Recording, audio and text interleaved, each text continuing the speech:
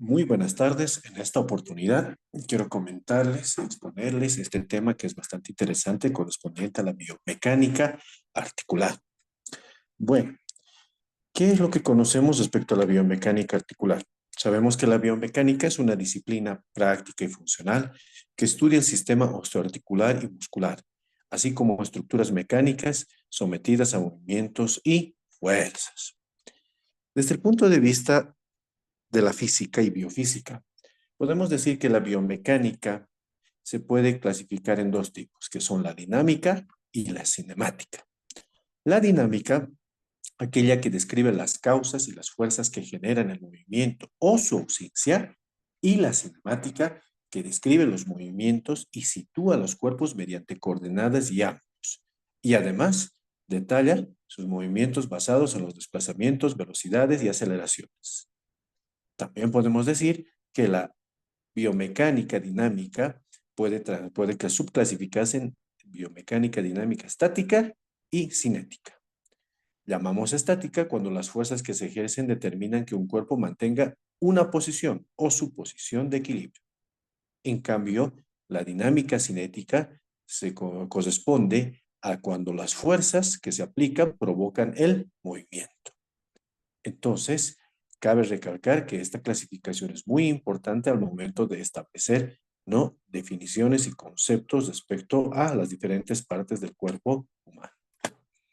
De tal manera que lo primero que vamos a hacer es clasificar, ¿no? Clasificar las diferentes características de la biomecánica, así como los componentes que forman parte de ella. Entenderán que uno de los principales elementos que proporciona y forma parte de la biomecánica respecto a la anatomía del cuerpo humano es la articulación. Las mismas articulaciones se clasifican y esta clasificación puede corresponder a diferentes elementos, como por ejemplo los movimientos que realiza, el plano del eje de movimiento, la posición de referencia, el recorrido en grados y los músculos que intervienen en esta. Entonces, ¿qué es lo que sabemos? En el cuerpo humano, la biomecánica está representada por un sistema de palancas que consta de los segmentos óseos, que en realidad esas son las palancas. Las articulaciones constituyen como apoyo y los músculos agonistas como las fuerzas de potencia. Y, por último, la sobrecarga, que correspondería a las fuerzas de resistencia. Por tanto, podemos clasificar, ¿no?, a este sistema de palancas de primer, segundo y tercer género. Primer género, como es conocido como interapoyo, donde se considera como palanca de equilibrio, donde el apoyo se encuentra entre las fuerzas de potencia y resistencia. La de género o interresistencia, ¿no?, o como palanca de fuerza, donde la fuerza de resistencia se sitúa entre la fuerza potencia y el apoyo. Y el tercer género, o interpotencia, considera como palanca de velocidad, donde la fuerza potencia se encuentra entre la fuerza de resistencia y apoyo.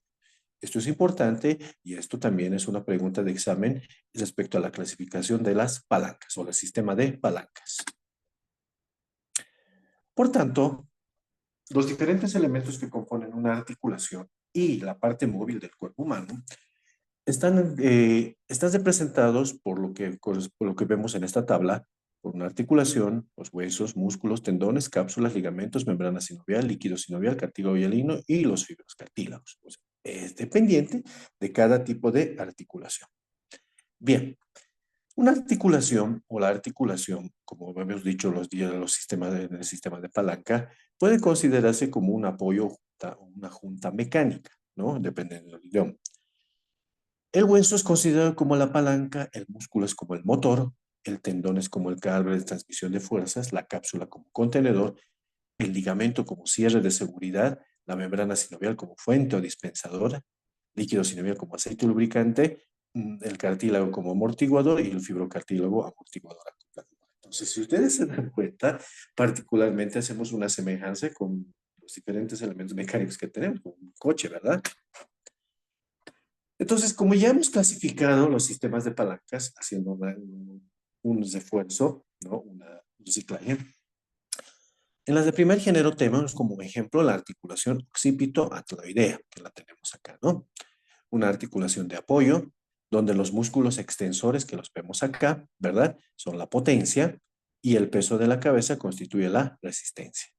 Entonces, estos tres elementos son parte importante del primer género.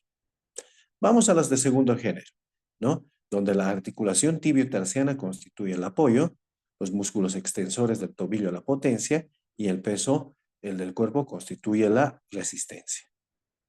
Y las de tercer género, ¿no? En esta representación con el codo, donde la articulación del codo es el apoyo, los músculos flexores corresponden a la potencia y el peso del antebrazo constituye la resistencia, ¿no? Creo que todos, particularmente todos, nos representamos y hemos visto el sistema de palancas ya desde una anterioridad a través de esta articulación, ¿verdad? La articulación del codo. Bien, entonces cuando hablamos de todo este sistema de palancas, llega un momento, el momento de la fuerza que particularmente nosotros, de alguna forma matemática, nosotros vemos la articulación del codo, ¿verdad? La fuerza es igual a la fuerza por el brazo de palanca por el seno de alfa. Entonces, la fuerza que transmite, ¿no? Este elemento, tanto el apoyo como el músculo, se transmite y se multiplica por el ángulo que llega a producir este movimiento, ¿verdad? Este movimiento. Por tanto, podemos decir que para provocar el movimiento de algún segmento corporal, el músculo agonista, que en este caso sería el bíceps, ¿verdad? Debe realizar una tracción ósea a partir de su inserción móvil. Esto, no, esta inserción móvil que se encuentra localizada a distancia de la articulación, ¿verdad? En este caso particularmente nosotros tenemos al bíceps, el cual se inserta en la tuberosidad bicipital, ¿verdad? Del radio. Nosotros, como dice acá el enunciado, vemos que la inserción es distal a la articulación del codo. Y la línea de acción del músculo se presenta con el eje mecánico del hueso movilizador un ángulo denominado alfa. Este movimiento que realiza por la tracción del músculo, en este caso del bíceps, ¿no? Se conoce como ángulo alfa.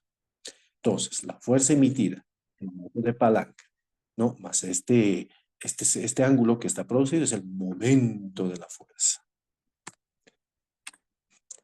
Punto crítico. Es un término que se utiliza bastante debido a que los brazos de potencia pueden modificarse en situaciones especiales, donde algunos tendones se curvan por superficies de deslizamiento y se comportan como poleas de reflexión. Existen dos tipos de poleas de reflexión que tienen como por consecuencia la reducción de las variaciones de los brazos palancas musculares durante el movimiento. Una sobre la concavidad de una articulación, por ejemplo, el ligamento frontiforme para los flexores dorsales del tobillo, como podemos ver acá. Y la otra que se pronuncia sobre una convexidad, ¿no? Por ejemplo, la corredera ósea del peroneo lateral. Entonces, si nos damos cuenta, en este caso obviamente pertenece al tipo A, una concavidad en la articulación, ligamento frondiforme que tenemos aquí para los flexores dorsales del tobillo. Entonces, de esta manera, el punto crítico podemos decir en síntesis que pertenece o corresponde a una región donde en realidad existe una variación anatómica, fisiológica, llamémoslo así, por el cual los diferentes elementos, el momento de la fuerza, sufre cierto tipo de cambio, pero un retraso más bien dicho, pero no un cambio en la fuerza. Esta alteración o este cambio anatómico hace que se transmita de una manera diferente la fuerza que se emite a partir del músculo agonista, ¿no es verdad? Bien, entonces volvemos a las articulaciones. Las articulaciones quizás no son uno de los elementos más importantes de la articulación, ¿no? Entonces, de esta manera, podemos clasificar las articulaciones en sinartrosis, ¿no? Anfiartrosis y diartrosis. Las articulaciones móviles, inmóviles y las semimóviles. Pero quizá las que más nos interesan hasta cierto punto son las articulaciones de tipo diartrosis. Y este tipo de articulación, por ejemplo, este tipo de clasificación se debe o se sustenta bajo la forma de las superficies articulares, que ustedes recordarán en la clase de anatomía, ¿verdad? Entonces, aquí nosotros, por ejemplo, tenemos la articulación de tipo trocoide, ¿verdad? O en pivote, donde una superficie es esfera, ¿no? Es esfera y la otra superficie es cóncava y tiene la particularidad de girar sobre su propio eje. En este caso, la atlaxoidea, ¿verdad? Otro tipo de articulación, ¿no? Corresponde a la articulación del codo, por ejemplo, la articulación troclear.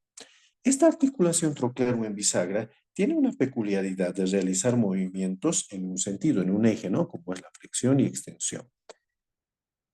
Otro tipo de articulación, la articulación, por ejemplo, corresponde al hombro, es una articulación en esfera, considerada como articulación en artrosis, tiene una peculiaridad, ¿no? Desde ser multiaxial, por tanto, puedes realizar una variedad de movimientos, ¿no? Por ejemplo, la flexión, extensión, rotación, circunducción, ¿no? De manera de mencionar. Las articulaciones de los dedos, pero particularmente las articulaciones o metacarpofalángicas, corresponden a un tipo de articulación de tipo condilia, donde una de las regiones es el cóndilo, ¿verdad? Y este tipo de articulación tiene la peculiaridad, pueden ser biaxiales, de tal manera que pueden realizar movimientos en dos ejes, ¿verdad? Las articulaciones del tarso y del carpo, correspondientemente, tienen una peculiaridad. Ser superficies planas pueden hacer deslizamiento en varias regiones, ¿no? Eso, por tanto, son multiaxiales.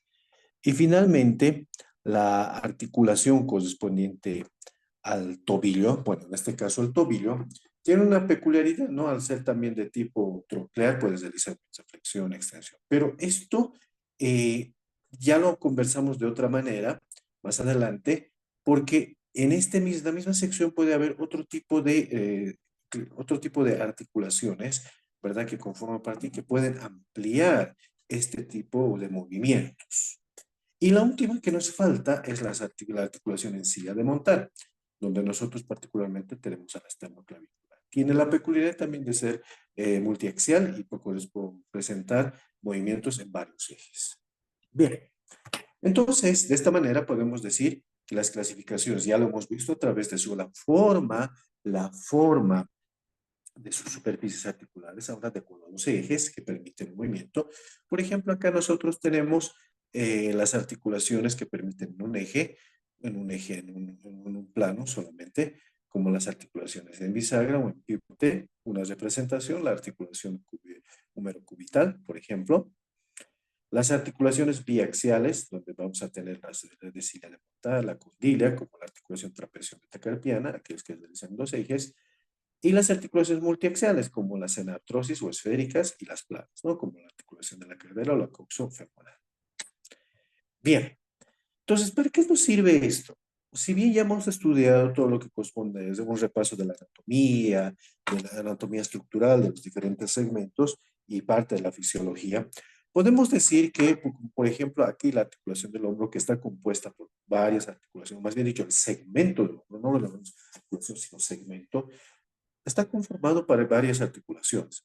La articulación esternoclavicular, acromioclavicular, glenohumeral y la escapulotorácica, siendo esta última una falsa articulación, de las cuales las tres anteriores son las que realmente nos interesa, ¿verdad? Entonces, este tipo de segmento, al tener varios tipos de articulaciones, pues tiene la peculiaridad también de realizar varios tipos de movimientos, ¿no? Pero nos basaremos en la articulación glenohumeral, ¿no? Da la casualidad o da la experiencia que el hombro puede realizar una flexión con amplitud de 180 grados, ¿verdad? En un primer tiempo, existe una flexión de 60 grados a cargo de los músculos deltoides, coracobraquial y pectoral menor. El segundo tiempo eleva un poco más o menos a partir de los 120 grados, o hasta los 120 grados, perdón, está a cargo del trapecio y del serrato anterior. Y se completa a los 180 grados gracias a los músculos de la columna vertebral. La extensión está a cargo hasta los 50 grados del redondo mayor, redondo menor, el fascículo posterior del deltoides y del dorsal ancho. Como sabemos, la flexión en este caso no es lo mismo que la extensión, no tiene la misma amplitud de movimientos por las diferentes variantes anatómicas que posee este segmento. Sabemos que la abducción llega a 180 grados. El primer tiempo, el grado 1 hasta el grado 60, gracias al fascículo medio del deltoides y supraespinoso. Llega hasta los 120 grados gracias al trapecio, ¿no? al trapecio, aquí está, 120 grados, trapecio insensato anterior, y a los 180 grados gracias a los músculos del raquis. La aducción o la aproximación, ¿no? Que llega más o menos hasta los 30 grados con esta amplitud de movimiento, gracias al dorsal ancho, subescapular, redondo mayor y el pectoral mayor. La cadera, como otro segmento, comportamiento multiaxial, ¿no? Llega a una flexión más o menos de 120 grados con la rodilla flexionada, como vemos acá, y de 90 grados con la rodilla extendida. ¿Quiénes están a cargo de este movimiento? El iliopsoas, sartorio, recto anterior, tensor de la fascia lata. Y la extensión llega a 15 grados gracias a los músculos glúteos y isquiotibiales. Posteriormente tenemos la abducción o la separación que llega más o menos hasta los 20 grados gracias al abductor mayor, medio, menor, gracilis y pectín. La rotación interna, ¿no? Gracias al aductor mayor, glúteo medio, menor, y la rotación externa, gracias a los pelvitrocanterios, glúteo mayor y sartorio. Pero, ¿y para qué me sirve hacer todo esto? ¿Para qué me sirve conocer todo esto? Precisamente, aquí hay una imagen que es bastante interesante que se utiliza como es un instrumento que se llama goniómetro, y esto pues nos permite medir en grados la amplitud de los movimientos. Entonces, el hecho de conocer de esta manera cuantitativa y medir de manera cuantitativa los grados de amplitud de movimientos nos ayuda a determinar el grado de compromiso si es que hubiese de la región afectada de una manera ya objetiva. Ese es el detalle, objetiva, ¿verdad? Entonces, el hecho de decir si flexiona, si extiende, no es suficiente. Sabemos en la actualidad que se necesita de estos instrumentos, de la goniometría, la clinimetría, para tener una determinación objetiva del estado actual de nuestro paciente desde el punto de vista de la biomecánica. Otro ejemplo es la rodilla. La rodilla compuesta por la articulación femorotibial y femoropatelar, ¿no? La femorotibial bicondyle y el femoropatelar trocar. Pero debido a esta constitución, a esta forma, puedes realizar los movimientos de flexión y extensión. Entonces, sabemos que los movimientos de flexión con la cadera llega a 120 grados con la cadera extendida, 140 con la cadera en flexión, 160 con flexión pasiva, y esto está a cargo de los músculos semimembranosos, semitendinosos, bíceps y sartorio, ¿verdad? En este sentido, podemos decir que la extensión o la hiperextensión muchas veces puede llegar a los 10 grados. La extensión, ¿por qué este término? Porque realizada la flexión puedes realizar la extensión, ¿verdad? En un plano. Pero la hiperextensión ya es otro término que muchas veces se necesita realizarlo a través de otra ayuda de otros elementos, como por ejemplo una superficie plana, ¿no? Y de esta manera podemos determinar que puede llegar a una hiperextensión de 10 grados. ¿Gracias a qué? Al músculo cuádriceps. Bien, y volvemos a repetir que este instrumento nos ayuda a determinar de una manera objetiva los grados o el tipo de amplitud que presentan nuestros pacientes. Y esto en cuanto a la biomecánica de las articulaciones o de los segmentos. Evidentemente es mucho más para ver lo que es la biomecánica, se necesitaría saber analizar segmento por segmento. Pero con el hecho de que ustedes me sepan que eso todo se caracteriza por la biofísica, tiene una base en la física y tiene como constitución y apoyo esto, la clasificación de las poleas o el sistema de palancas, me ayuda, es suficiente para mí, ¿verdad? Porque como les digo, es toda una ciencia, una ciencia importante que realmente involucra y toma mucho tiempo. Muy bien, aquí se concluiría la clase del día de hoy. Nos estaríamos citando para una próxima. Que tengan una muy buena tarde.